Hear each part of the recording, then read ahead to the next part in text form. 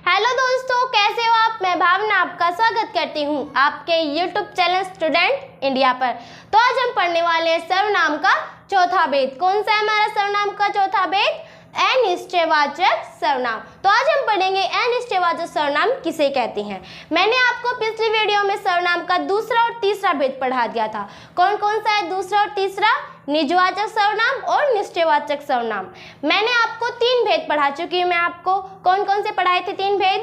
पुरुषवाचक सर्वनाम, दूसरा निजवाचक सर्वनाम, तीसरा निश्चयवाचक सर्वनाम। तो आज हम पढ़ेंगे सर्वनाम का चौथा भेद। कौन सा है हमारा? अनिश्चयवाचक सर्वनाम। सर्वनाम के 6 भेद है। तो अब हम पढ़ेंगे सर्वनाम का चौथा भेद। तो शुरू करते हैं कि अनिश्चयवाचक सर्वनाम क्या होता है। जिस सर्वनाम शब्दों में किसी शब्द की निश्चित जानकारी ना हो उसे हम क्या कहते हैं? अनिश्चयवाचक सर्वनाम कहते हैं। इसमें कहा गया है कि जब मैंने आपको निश्चयवाचक सर्वनाम पढ़ाया था तो उसमें क्या कहा था कि जिन सर्वनाम शब्दों में किसी की निश्चित जानकारी हो, पर इसमें क्या कहा है मैंने? किसी की निश्चित जानकारी ना हो। इसमें अलग अलग बोला है। वो कैसे? एक एग्जाम्पल बताती हूँ। अगर मैं कहूँ कि मुझे 1 किलो चीनी चाहिए तो ये बिल्कुल निश्चित जानकारी है, हाँ उसे 1 किलो चीनी चाहिए। अगर ऐसा कहूँ मैं कि मुझे कुछ किलो चीनी चाहिए तो इसमें कंफ्यूज होते हैं कि उसे कुछ किलो चीनी अब पता नहीं है ना, हमें निश्चित जानकारी बिल्कुल नहीं है कि उसे कितनी चीनी चाहिए। अगर ऐसा कहा जाए कि उसे 2 किलो, 3 किलो, 4 किलो, ऐसा कहा जाए कि उसे 2 किलो चीनी चाहिए तो आपको बिल्कुल निश्चित जानकारी है, तो वो निश्चयवाचक सर्वनाम में हो जाएगा। बट आपसे ऐसा कहा जाए कि मुझे कुछ किलो चीनी चाहिए, निश्चित जानकारी नहीं है, अब उसे नहीं पता वो कितनी चीनी चाहिए, 1 चाहिए, 2 किलो चाहिए, 3 किलो चाहिए, उसे बिल्कुल भी निश्चित जानकारी नहीं है। तो जिस भी वाक्य में किसी की निश्चित जानकारी ना हो उसे हम क्या कहते हैं? अनिश्चयवाचक सर्वनाम कहते हैं। जैसे इसका कोई, कई, कुछ इत्यादि। कोई, कई, कुछ इत्यादि मतलब आदि। कोई भी वाक्य में प्रयोग करके देखते हैं। वहां कोई है, वहां कोई है। अब आपसे कहा जाए कि वहां कोई है तो आप क्या करोगे? आपको पता है वहां कौन है? आपको पता है कि वहां कौन है? आपको नहीं पता, आपको निश्चित जानकारी नहीं है कि वहां कौन है। अगर ऐसा कहा जाए कि वहां रमेश खड़ा है तो आपको बिल्कुल निश्चित जानकारी है कि वहां रमेश खड़ा है, ये निश्चयवाचक सर्वनाम में आ जाएगा। पर इसमें क्या कहा गया है कि वहां कोई है, ये निश्चित जानकारी नहीं है, उसे नहीं पता कि वहां कौन है। जिसमें निश्चित जानकारी ना हो वो हमारा क्या कहलाता है? अनिश्चयवाचक सर्वनाम। तो ये हमारा अनिश्चयवाचक सर्वनाम है। कौन सा अनिश्चयवाचक सर्वनाम? कोई। ठीक है। दूसरा हमारा कुछ लीटर दूध दे दो। अब ऐसे जैसे चीनी वाले में बताया था मैंने आपको कि कुछ लीटर दूध दे दो। अगर ऐसा कहा जाए कि मुझे 2 लीटर दूध चाहिए तो वो आपको 2 लीटर दूध दे देगा, पर इसमें कहा है कि मुझे कुछ लीटर दूध दे दो तो वो कंफ्यूज हो जाएगा, उसे कितना दूध चाहिए, 1 लीटर, 2 लीटर, 3 लीटर। निश्चित जानकारी बिल्कुल भी नहीं है इसके अंदर, नहीं है। कुछ लीटर दूध दे दो, उसे बिल्कुल भी नहीं पता उसे कितना दूध चाहिए, ये बिल्कुल भी हमारी निश्चित जानकारी नहीं है। और जिस भी वाक्य में निश्चित जानकारी ना हो तो वो हमारा अनिश्चयवाचक सर्वनाम कहलाता है। तो इसमें अनिश्चयवाचक सर्वनाम कौन सा है? कुछ। ठीक है। अगर 2, 3, 4 गिनती की काउंटिंग आती तो हम बता देते कि ये निश्चितवाचक सर्वनाम है, निश्चयवाचक सर्वनाम है। तीसरा है हमारा वहां कई लोग खड़े हैं। अब वहां कई लोग खड़े हैं, निश्चित जानकारी आपकी नहीं है। क्यों नहीं है? अब वहां कितने लोग हैं हमें पता है, हमें निश्चित जानकारी है कि वहां कितने लोग खड़े हैं। अगर ऐसा कहा जाए वहां 4 लोग खड़े हैं तो आपको बिल्कुल निश्चित जानकारी हाँ कि वहां 4 लोग खड़े हैं। पर ऐसा कहा जा रहा है कि वहां कई लोग खड़े हैं, आपको बिल्कुल भी निश्चित जानकारी नहीं है कि वहां कितने लोग हैं, 1, 2, 3, 4 कितने लोग हैं, नहीं है निश्चित जानकारी। अगर होती तो इसमें ऐसा बोला जाता कि वहां 2 लोग खड़े हैं, ये बिल्कुल निश्चित जानकारी होती, तो ये निश्चयवाचक सर्वनाम होता। अब इसमें कहा है कि वहां कई लोग खड़े हैं, इसमें बिल्कुल भी निश्चित जानकारी नहीं है, वहां कितने लोग खड़े हैं, 1 लोग, 2 लोग, कितने लोग खड़े हैं हमें नहीं पता। ठीक है। और जिस भी वाक्य में हमें निश्चित जानकारी ना होती हो वो हमारा अनिश्चयवाचक सर्वनाम कहलाता है। समझ में आपको अनिश्चयवाचक सर्वनाम क्या होता है? कि जिस भी वाक्य में, किसी भी वाक्य में हमें निश्चित जानकारी ना हो, उस पर हमें कंफर्म ना हो, डाउट हो, वो हमारा क्या कहलाता है? अनिश्चयवाचक सर्वनाम कहलाता है। समझ में आया अनिश्चयवाचक सर्वनाम क्या कहलाता है? अगर आपको सर्वनाम का चौथा भेद समझ में आ गया हो अनिश्चयवाचक सर्वनाम, तो अब हम पढ़ने वाले हैं सर्वनाम का पांचवा भेद। कौन सा है हमारा? प्रश्नवाचक सर्वनाम। तो अब हम पढ़ेंगे प्रश्नवाचक सर्वनाम की प्रश्नवाचक सर्वनाम क्या होता है। अब हम पढ़ेंगे सर्वनाम का पांचवा भेद प्रश्नवाचक सर्वनाम। तो स्टार्ट करते हैं। जिस सर्वनाम शब्द में जिस सर्वनाम शब्द से किसी से प्रश्न पूछा जाए उसे हम क्या कहते हैं? प्रश्नवाचक सर्वनाम कहते हैं। इसमें क्या कहा गया है कि जिस सर्वनाम शब्द में किसी से प्रश्न पूछा जाए, किसी व्यक्ति से हम प्रश्न पूछा जाए, उसे हम क्या कहते हैं? प्रश्नवाचक सर्वनाम कहते हैं। दोबारा रिपीट कर देती हूँ। जिस सर्वनाम शब्द में, यहाँ में आएगा, जिस सर्वनाम शब्द में किसी से प्रश्न पूछा जाता है उसे हम क्या कहते हैं? प्रश्नवाचक सर्वनाम कहते हैं। आप अपने डेली लाइफ में प्रश्न बहुत पूछते होंगे, किसी से पूछते हैं, सुनते हैं ना, तो वही प्रश्नवाचक सर्वनाम है। जैसे आप कहते हो आप कौन है, आप कैसे, आप क्या कर रहे हो, ऐसे किसी से पूछते हो, या आपसे कोई और पूछता है, ये हमारे प्रश्न होते हैं जो आपसे प्रश्न पूछते हो, उसे हम क्या कहते हैं? प्रश्नवाचक सर्वनाम कहते हैं। जैसे देख लेते हैं इसका, जैसे है कौन, कैसे, कहाँ, क्या आदि। कौन, कैसे, कहाँ, क्या आदि, ये सब हमारे क्या है? उदाहरण है। वाक्य में प्रयोग करके देखते हैं। आप कौन है? अगर आप कहीं, पहले मैं आपको बताती हूँ, एक एग्जाम्पल बताती हूँ। जैसे कि आप कहीं इंटरव्यू देने चले जाते हैं तो आपसे पहले क्या पूछते हैं? वे आपका नाम पूछते हैं, आप कहाँ रहते हैं, आपका एड्रेस पूछते हैं, या आपके घर का एड्रेस पूछते हैं। ये सब पूछते हैं ना आपसे, आपके भाई बहन माता पिता का क्या नाम है, ये सब प्रश्न पूछते हैं। तो यही प्रश्न हमारे क्या कहलाते हैं? प्रश्नवाचक सर्वनाम कहलाते हैं।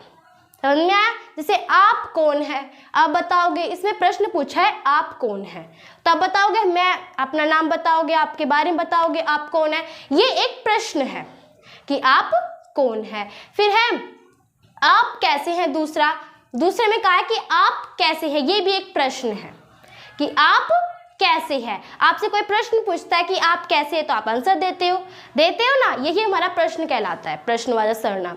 जैसे आप क्या कर रहे हैं, ये भी एक प्रश्न ही है कि आप, जैसे आपसे कोई पूछता है कि आप कोई कार्य कर रहे हो, तो आपसे कोई प्रश्न पूछता है कि आप क्या कर रहे हैं, ये एक प्रश्न है, तो ये भी हमारा क्या कहलाएगा? प्रश्नवाचक सर्वनाम कहलाएगा। अपनी डेली लाइफ में बहुत सारे प्रश्न पूछते हो, सुनते हो ना प्रश्न, वही हमारा प्रश्नवाचक सर्वनाम कहलाता है। ठीक है, जैसे आप कौन है, आप कैसे हैं, आप क्या कर रहे हैं, आपको क्या चाहिए, मतलब ऐसे कोई प्रश्न पूछते हैं, उसे हम प्रश्नवाचक सर्वनाम कहलाते हैं। समझ में आया आपको? सर्वनाम का पांचवा भेद कौन सा है? हमारा प्रश्नवाचक सर्वनाम। आपको समझ में आ गया? तो अब हम पढ़ेंगे, अगर आपको पांचवा भेद प्रश्नवाचक सर्वनाम समझ में आ गया हो, तो अब हम पढ़ेंगे इसका छठा और लास्टवा भेद। कौन सा है? हमारा संबंधवाचक सर्वनाम। तो दोस्तों अब हम पढ़ेंगे सर्वनाम का छठा भेद। सर्वनाम का छठा भेद हमारा कौन सा है? संबंधवाचक सर्वनाम। तो अब हम बोल के पढ़ेंगे। मैं आपको बहुत लिखवा चुकी हूँ, लिख के बता चुकी हूँ, तो आज हम पढ़ेंगे बोल के बताऊंगी मैं आपको संबंधवाचक की परिभाषा। तो स्टार्ट करते हैं। संबंधवाचक की परिभाषा है कि जिन सर्वनाम शब्दों का प्रयोग किसी व्यक्ति या वस्तु के संबंध के लिए किया जाता हो उसे हम संबंधवाचक सर्वनाम कहते हैं। ठीक है, जैसे कि अब मैंने आपको बताया ना कि संबंध मतलब शब्द के पहले शब्द से पता चल रहा है ना, संबंध, कोई रिलेशनशिप, संबंध, इसी से हम पता चल रहा है कि संबंध के बारे में बात की जा रही है। तो इसकी डेफिनेशन भी यही है कि जिस सर्वनाम शब्दों का प्रयोग हम किसी व्यक्ति या वस्तु के लिए करते हैं, किसी व्यक्ति या वस्तु के संबंध के लिए करते हैं, उसे हम क्या कहते हैं? संबंधवाचक सर्वनाम कहते हैं। ठीक है, या ऐसे लिख सकते हैं सर्वनाम का प्रयोग। एक और बात दूसरी बताती हूँ मैं, सर्वनाम का प्रयोग वाक्य में दो शब्दों को जोड़ने के लिए किया जाता है।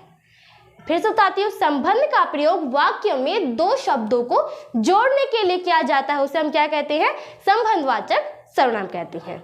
समझ में आए? एक बार फिर से रिपीट करती हूँ दोबारा।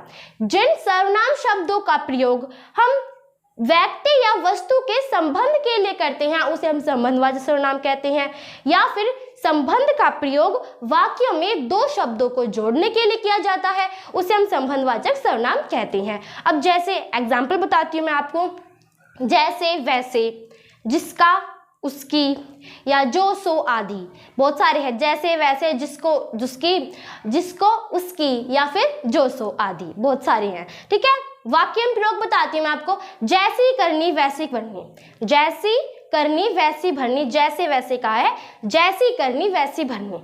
अब इसमें क्या कहा गया है, जैसे और वैसे हमारा क्या है, जैसे और वैसे हमारा संबंधवाचक सर्वनाम है। कैसे है संबंधवाचक सर्वनाम, इसका मतलब है कि संबंधवाचक सर्वनाम में क्या है कि ऐसा शब्द, कोई ऐसा शब्द हो जिससे हम दो वाक्यों को जोड़ सके, उनका संबंध बना सके। तो जैसे वैसे किसको जोड़ रहा है, जैसी करनी वैसी भरनी, करनी और भरनी को कौन जोड़ रहा है, जैसा और वैसा जोड़ रहा है ना। तो जैसा और वैसा हमारा क्या हुआ, संबंधवाचक सर्वनाम।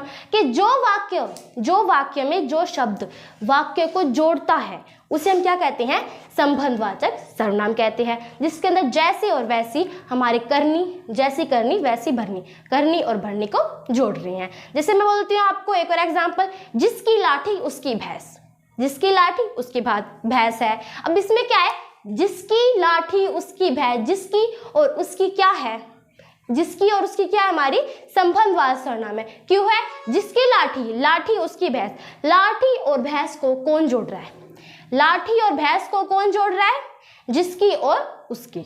ठीक है, लाठी और भैंस को जिसकी और उसकी जोड़ रहा है, तो जिसकी और उसकी क्या है, हमारे संबंधवाचक सर्वनाम है। जैसे जो जागेगा वो पावेगा, जो जागेगा वो पावेगा। इसमें क्या है, जो और वो, जो और वो हमारा क्या है, एक संबंधवाचक सर्वनाम है। क्यों है, क्योंकि जो जागेगा, जागेगा और पावेगा वो कौन जोड़ रहा है, हमारा जो और वो। ठीक है, तो इसलिए जो और वो हमारा क्या है, संबंधवाचक सर्वनाम है। समझ में आया संबंधवाचक सर्वनाम क्या होता है, किसी वाक्य को जोड़ने के लिए हम जिन शब्द का प्रयोग करते हैं उसे हम क्या कहते हैं, संबंधवाचक सर्वनाम कहते हैं। और वो शब्द हमेशा दो होने चाहिए। ठीक है, अगर एक से थोड़ा एक शब्द को जोड़ सकते हैं हम, दो वाक्य को जोड़ने के लिए, दो शब्द को जोड़ने के लिए दो शब्द की यूज किया जाएगा। जैसे जैसी और वैसी है, जैसे और जैसी करनी वैसी भरनी में जैसी के साथ जैसी करनी है वैसी भरनी है। इसमें जैसी और वैसी एक साथ आया है। अगर हम ऐसे बोलते जैसी करनी, बस इतना बोलते, तो ये वाक्य में कोई जोड़ता, कोई संबंध होता, नहीं होता। जैसी करनी वैसी भरनी में संबंध है, तो ये हमारा क्या हुआ, जैसी वैसी संबंधवाचक सर्वनाम हुआ। समझ में आया संबंधवाचक सर्वनाम क्या होता है। मैंने आज आपको 3 पार्ट पढ़ाए थे, सर्वनाम के 3 भेद पढ़ाए थे। कौन कौन से, अनिश्चयवाचक सर्वनाम, प्रश्नवाचक सर्वनाम और संबंधवाचक सर्वनाम। आज आपका सर्वनाम का पूरे भेद हो चुके हैं, आज आपके सर्वनाम के पूरे 6 भेद हो चुके हैं। कौन कौन से पूरे 6 भेद, फिर से रिपीट कर देती हूँ। पहला हमारा पुरुषवाचक सर्वनाम, दूसरा है हमारा निजवाचक सर्वनाम, तीसरा है हमारा निश्चयवाचक सर्वनाम और चौथा है हमारा अनिश्चयवाचक सर्वनाम, पांचवा है हमारा प्रश्नवाचक सर्वनाम, छठा है हमारा संबंधवाचक सर्वनाम। समझ में आ गया आपके 6 भेद। ठीक है, बस अगर आपको मेरी वीडियो पसंद आई हो तो इसे लाइक करना, सब्सक्राइब करना। Thanks for watching my video.